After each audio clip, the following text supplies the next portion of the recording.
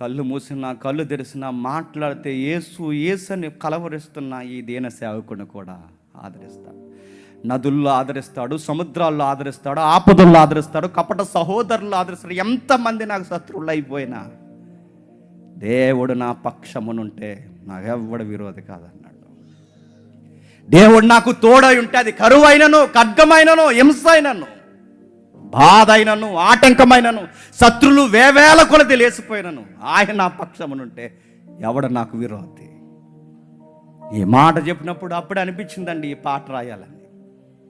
ఎలా రాశారు జేమ్స్ అంటే, ఇది యెహోవా నా దేవా పాట మీరు రిలీజ్ చేయక ముందు ఆ పాట కోసం డిస్కషన్ జరుగుతున్నప్పుడు ఆ పాట ఒక సహోదరుడికి వినిపిస్తే ఆ కుమారుడు, ఆ సహోదరుడు ఆయన అన్నాడు, నేను పేరు చెప్పను, ఆయన ఏమన్నాడంటే, పాట బాగానే ఉందన్న, యెహోవా నా దేవా పాట సూపర్ అదిరిపోయింది, కాకపోతే ఈ సంవత్సరం రావాల్సిన పాట కాదు, దానికన్నా ముందు ఇంకా సువార్తతో మెనవేసి ఒక పాట రావాలన్నా, అలాంటి పాట ఉంటే ట్రై చేయండి అంటే, యెహోవా నా దేవా బాగా వచ్చిందని మేము పొంగిపోతే ఉన్న గాలి తీసేశాడు మాకు. ఎలాగ ఇంకొక పాట రాయాలి, ఎలా రాయాలంటే ఈ రోమా పత్రిక, ఈ సువార్తలన్నీ కలగలిపి నేను ప్రకాశం జిల్లా మీటింగ్స్కి వెళ్ళినప్పుడు నాతో పాటు ఒకే ఒక సహోదరుడు నాకు కూడా వచ్చాడు. ఆ రోజు నాకు కూడా వచ్చిన సహోదరుడు సంతోష్ పాలకొల్లు. అన్న నేను కొన్ని లైన్స్ చెప్తాను, టక నువ్వు టక రాయ్, మొబైల్లో రాస్తావు, ఎలా రాస్తావు రాయ్, ఈ ఫీలింగ్ మనం నిద్రపోవద్దు, రాత్రి అంతా ఈ పదాలన్నీ కూర్చు, మనం వీలైతే నెక్స్ట్ ఈ పాట మనం రిలీజ్ చేద్దాం, యెహోవా నా దేవ ఆపేద్దాం, ముందు ఈ పాట రిలీజ్ చేద్దాం అంటే మోజెస్ బ్రదర్ అన్నాడు, లేదు బ్రదర్ నాకు ఫీల్ ఉంది ఈ పాట యెహోవా నా దేవే రిలీజ్ అయిపోవాలి, వీలైతే నెక్స్ట్ ఇయర్కి ఈ పాట చూద్దామని. ఎప్పుడో ఏడాది క్రితం మమ్మల్ని కామెంట్ చేసిన సహోదరుని బట్టి రాసిన పాటే లే నిలబడనే పాట అప్పుడు రాసిందే. ఏం చూసి రాశారంటే ఒకసారి చూడండి, ముగించేద్దాం. రోమిలికి రాసిన పత్రిక, సమయాన్ని ఇద్దాం. రోమిలికి రాసిన పత్రిక 7వ అధ్యాయం, రోమిలికి రాసిన పత్రిక క్షమించండి 8వ అధ్యాయం, రోమిలికి రాసిన పత్రిక 8వ అధ్యాయం 31. ఇట్లుండగా ఏమందము, దేవుడు మన పక్షమునుండగా మనకు విరోధి ఎవడు? దేవుడు మన పక్షమునుండగా మనకు విరోధి ఎవడు? ఏంటి నీ కాన్ఫిడెంట్ ఏంటి పౌలు అని అడిగితే ఆయన చెప్తున్నాడు, తన సొంత కుమారుని అనుగ్రహించుటకు వెనక తీయక మన అందరి కొరకు ఆయన అప్పగించిన వాడు ఆయనతో పాటు సమస్తమును ఎందుకు అనుగ్రహింపడు? చూసారు ఆయన ఎలా క్లైమ్ చేస్తున్నాడు చూడండి, ఆయన క్లైమ్ చేసే విధానం చూడండి, ఆయన మాట్లాడే విధానం, ఆయన విశ్వాసం ఎంత బాగుందో చూడండి. తన సొంత కుమారుని అనుగ్రహించుటకు ఎనుక తీయగా మన అందరి కొరకు ఆయన అనుగ్రహించిన వాడు ఆయనతో పాటు సమస్తము మనకెందుకు ఇవ్వడు? ఆ సేవలో మనకెందుకు అనుకూల పరిస్థితులు అనుగ్రహించడు? దేవుని చేత ఏర్పరచబడిన వారి మీద నేరము మోపువాడెవడో అని అడుగుతున్నాడు చూడండి. ఎవడు? దేవుడు నా పక్షాన్ని ఉంటే నా మీద కాలెత్తేది ఎవడు? దేవుడు నా పక్షాన్ని ఉంటే నా మీద లేసే ఇప్పత్తి ఏంటి? దేవుడు నా పక్షాన్ని ఉంటే నా మీదే నిందలేసేది ఎవడు? ఎందుకు చెప్పినా, నా మీద నిందలేసి నా సేవనే పాడు చేయాలనుకుంటే వారు కాలు దూతున్నది నా మీద కాదు, సాక్షాత్తు దేవుడి మీదకి. అందుకే నిజాయితీ కలిగిన సేవకులకి దేవుడిచ్చిన వాగ్దానం ఏంటో తెలుసా?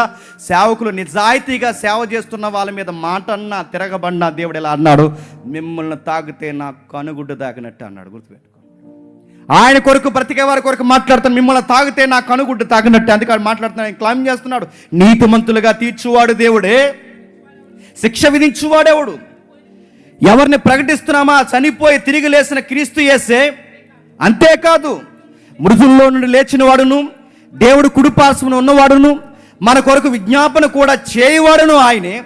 క్రీస్తు ప్రేమ నుండి మన వెడవాపు వాడెవడు? శ్రమ అయినను, బాధ అయినను, హింస అయినను, కరువైనను, వస్త్రహీనతైనను, ఉపద్రవమైనను, ఖడ్గమైనను మనల్ని వెడవాపున ఇందును గూర్చి రాయబడినదేమనగా, నిన్ను బట్టి దినమల్లా మేము వధింపబడిన వారము, వధకు సిద్ధమైన గొర్రెలమని ఎంచబడిన వారిని. ఇది మా కమిట్మెంట్ మై లార్డ్, ఇది మా కమిట్మెంట్. వధకు సిద్ధమైన వారు, ఇదిగో నిన్ను బట్టి దినమెల్లా మేము వధింపబడిన వారు, వధకు సిద్ధమైన గొర్రెలు. మేము ఫిక్స్ అయిపోయాం నీ కొరకు చనిపోవాలని, మెంటల్గా ప్రిపేర్ అయిపోయాం నీ కొరకు బలి అయిపోవాలని. ఒక గొర్రె ఎలా అయితే కసాయి వాడి చేతుల్లోకి వెళ్ళి బలవుతాదో, ఈ కసాయి లోకంలో సువార్త కొరకు మేము చనిపోవడం మీ చిత్తమైతే వదకు సిద్ధమైన గొర్రెలము. దినమెల్లా అంటే ఎవ్రీడే సువార్తకి అడుగు బయటికి పెట్టామంటే అడుగు వేసిన మరుక్షణమే గుర్తుపెట్టుకుంటాం, దినమెల్లా వదకు సిద్ధంగా ఉన్నామని రెడీ అయిపోయి మేము బయటికి వెళ్తాం. ఎవరు వచ్చి అన్నారట, బొట్టెట్టుకుంటారా అంటే పెట్టేసుకుంటామండి అన్నారట. ఏమంటున్నాం, పెట్టుకుపోతే ఏమవుద్దండి? కొడతారా, తిడతారా, వెలేస్తారా, జైల్లో పెడతారా, ఏం చేస్తారని అడుగుతున్నాను. ఈ ప్రభువు మన పక్షంలో ఉంటే మళ్ళీ చెప్తున్నాను, ఏం చేస్తారు చెప్పండి. ఒకవేళ ఏమన్నా చేసినా బాధ ఏం లేదండి, ఎందుకంటే వాళ్ళు చేయగలిగినది ఏదన్నా ఉందంటే శరీరాన్ని చేయగలరు తప్ప ఆత్మను శరీరమును రక్షింపగలవాని ఎదుట మనం ఉన్నప్పుడు మనల్ని ఏం చేయగలరు చెప్పండి. అందుకే ఆయన మాట్లాడుతున్నాడు, ఆయనను మనం ప్రేమించిన వారి ద్వారా మనం వీటన్నిటిని అత్యధిక విజయం పొందుచున్నాము. మరణమైనను జీవమైనను, దేవదూతలైనను, ప్రధానులైన, ఉన్నవైన, రాబోవైనను, అధికారులైనను, ఎత్తైనను, లోతైనను, సృష్టింపబడ్డ మరి ఏదైనను మన ప్రభు అయిన క్రీస్తు యేసునందుల దేవుని ప్రేమను బట్టి మనల్ని ఎడబాపు అరేవడు. ఇదే నా ధైర్యం అన్నాడు. నీ ధైర్యం ఏంటి పౌలు గారు, మీ ధైర్యం ఏంటంటే అని అడిగితే పౌలు గారు అంటున్నారు, ఖడ్గమైన, కరువైన, తుఫానైన, బాధ అయినా, వస్త్రహీనత అయినా, సముద్రాల వల్ల ఆపదలైనా, కపట సహోదరులైనా, ఏంటి సార్ మీ ధైర్యం ఏంటి సార్ అని అడిగితే ఆయన అంటున్నాడు, దేవుడు నా పక్షమునుండగా నన్నెవ్వడు ఏమీ చేయలేదు, ఏ పరిస్థితి ఏమీ చేయలేదు, నేను చేయి సువార్త నా సావు తప్ప ఇంకేది ఆపలేదని ప్రిపేర్ అయిపోయిన దినం మెల్ల సిద్ధపడిన గొర్రెలండి వాళ్ళు. ఇప్పుడు ఏ వచనాలు అయితే చదవమో ఇవే వచనాలు పాటలో ఉంటాయి, ఇవే మాటలు పాటలు ఉంటాయి. ఇప్పుడు ఏవైతే గొర్రె పిల్లలమన్నారో, ఏవైతే వదక సిద్ధంగా ఉన్నారో, ఖడ్గం అన్నారో, కరువు అన్నారో, ఈ పాటకి కీవర్డ్స్ ఏంటో తెలుసా? ఈ రోమపత్రికే.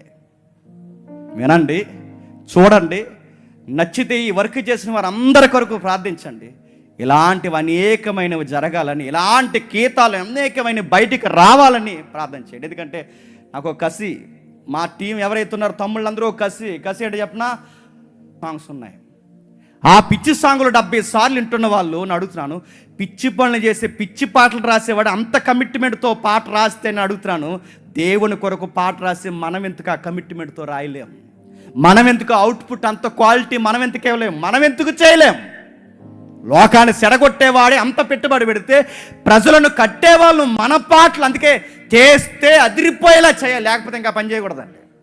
రాస్తే నిలబెట్టేలా రాయాలి, లేకపోతే మానేయాలండి. ఏదన్నా వర్క్ చేస్తామంటే దాని ఫలం మనం చూడాలి. అందుకే బెస్ట్ క్వాలిటీ కావాలి. ఎవరిస్తారు? మోసెస్ బ్రదర్ ఎవరైతే ఉన్నారో క్వాలిటీ వచ్చేంతవరకు అర్ధరాత్రి లేదు, అపరాత్రం లేదు, తెల్లవారుజాము లేదు, రావాలి. సాంగ్ రిలీజ్ అయ్యి అక్కడ వరకు ఇంతకు ముందు ఒక అరగంట వరకు కూడా ఆ పాట కోసం డిస్కషన్ రావాలి. ఎందుకంటే క్వాలిటీ వెళ్ళాలి, వాక్యం గుర్తాలి, ఆ వెళ్ళిన వాక్యం వాళ్ళ గుండెల్లో మండాలి, వాళ్ళ రోమాలు లేవాలి. దేవుని కొరకు మేము లేచాం, నిలబడామని మాట్లాడాలి. అలాంటి పాట, ఆ పాటను చూద్దాం. అన్నయ్య ప్రార్థన చేసి ఆ పాటను వినిపిస్తారు. ఎవరెవరైతే వాలంటీర్లు ఉన్నారో వీటన్నిటిని వాతావరణం సిద్ధపరచండి. అన్నయ్య వచ్చి దీని గురించి ఏమైనా మాట్లాడి చిన్న ప్రార్థన చేసి ఓపెన్ చేస్తారు.